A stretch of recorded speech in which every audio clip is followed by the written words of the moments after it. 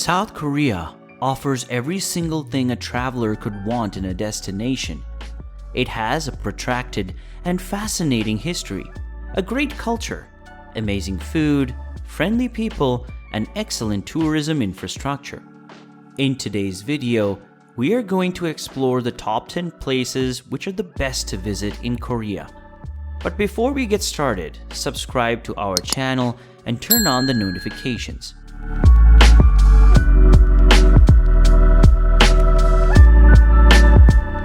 Number 10. The Changdeokgung Palace.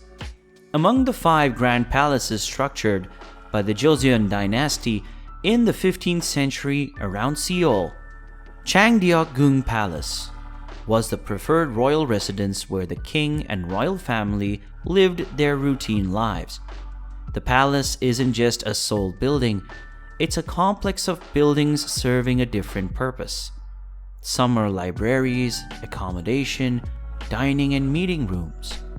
Make sure to spend some quality time in the 78-acre Huwon or Palace Garden, situated behind the palace.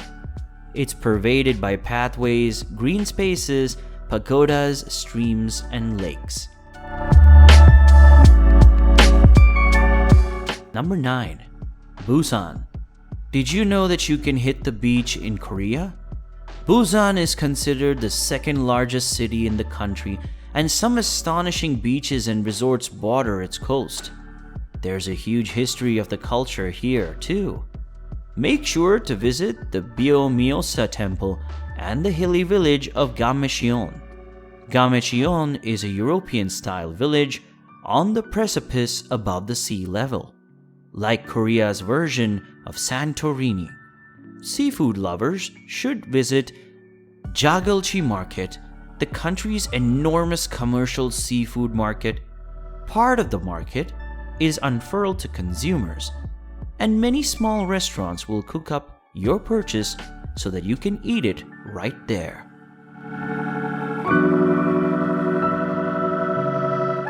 Number 8. Jeonju. Jeonju is a historic city. Once the intangible capital of the Joseon dynasty, it's about 90 minutes by train from Seoul.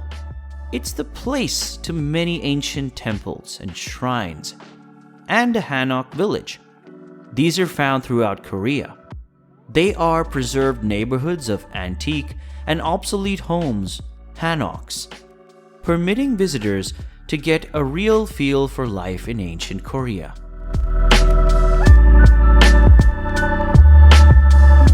Number 7. Seoul Tower.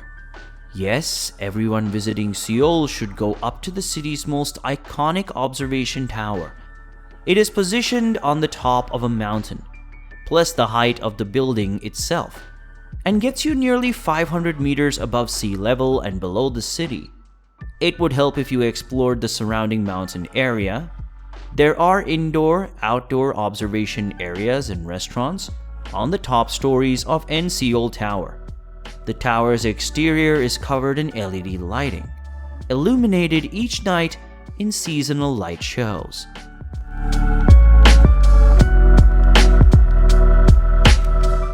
Number 6.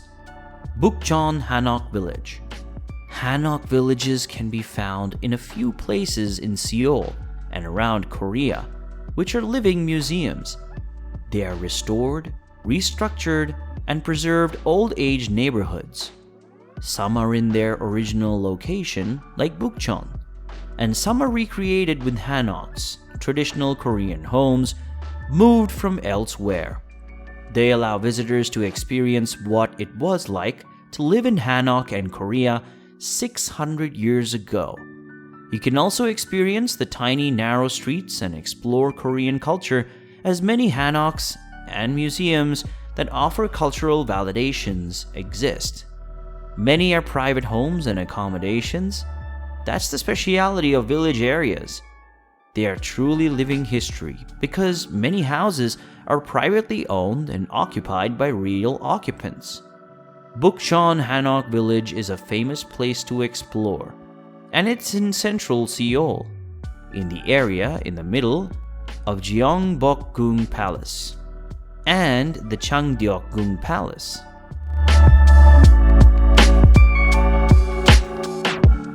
Number 5. Seoraksan National Park.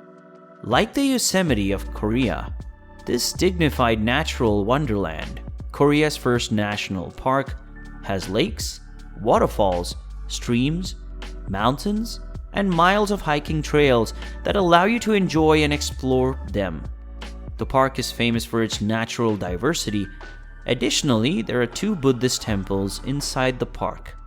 One familiar as the Temple of 100 Pools, due to the ponds around it fed by mountain streams.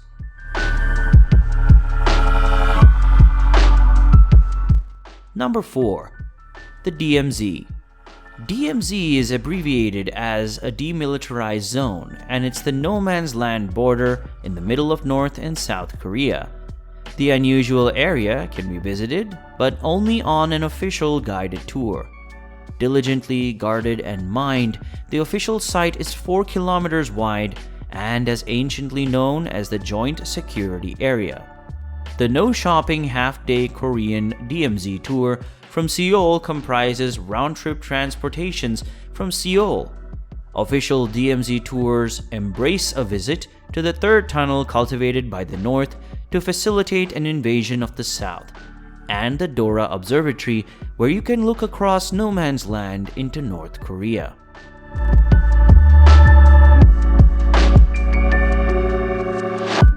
Number 3. National Museum of Korea. Seoul, the world's capital, is flooded with a lot of museums. The largest among them is the National Museum of Korea, and as the MET in New York, its location that really can't be investigated in a single visit. The vast collection amalgamates art, history, and archaeology, introduced to show the history of Korean culture and uncovers the story of Korean people. It's also a magnificent attraction to see in Seoul. It's fascinating specifically for families and kids as there's a wide range of objects, everything from Stone Age tools to modern artwork by Korean artists.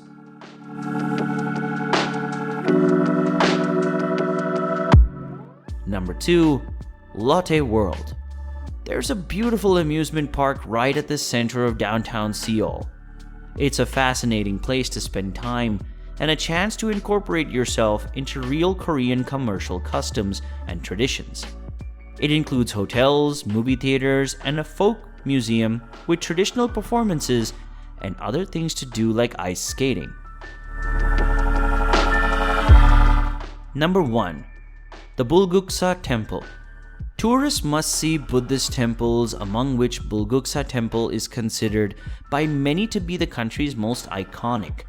It's a historic and scenic site as classified by the government. It is home to 7 of the country's national treasures, sacred pagodas, and the statues of Buddha.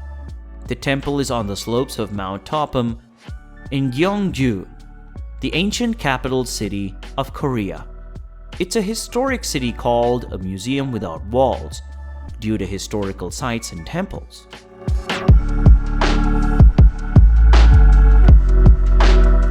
Give a like to this video and let us know which place you found the most interesting in the comments.